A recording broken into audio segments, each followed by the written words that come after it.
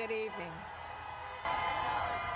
Congressman John Lewis, before his passing, wrote, "Democracy is not a state, it is an act."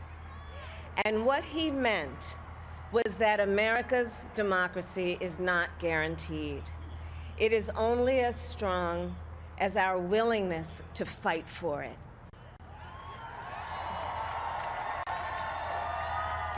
And when our very democracy was on the ballot in this election, with the very soul of America at stake, and the world watching, you ushered in a new day for America.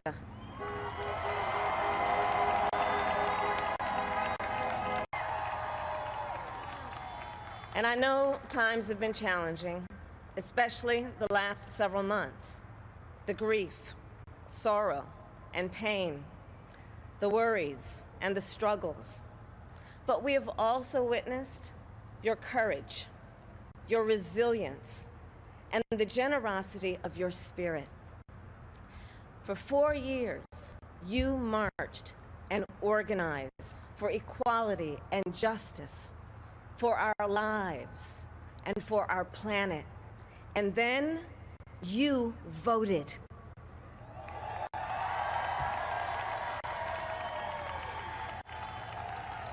And you delivered a clear message.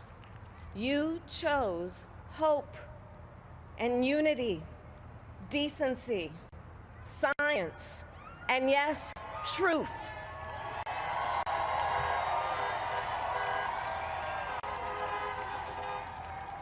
You chose Joe Biden as the next president of the United States of America.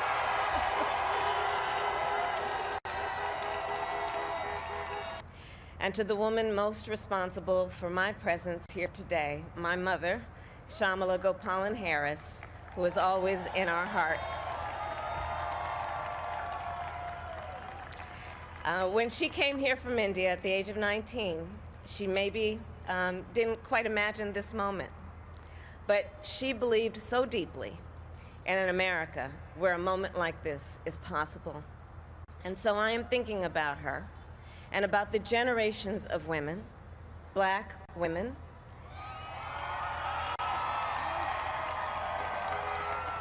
Asian, white, Latina, Native American women, who throughout our nation's history have paved the way for this moment tonight. Women who fought and sacrificed so much for equality and liberty and justice for all, including the Black women who are too often overlooked, but so often prove they are the backbone of our democracy.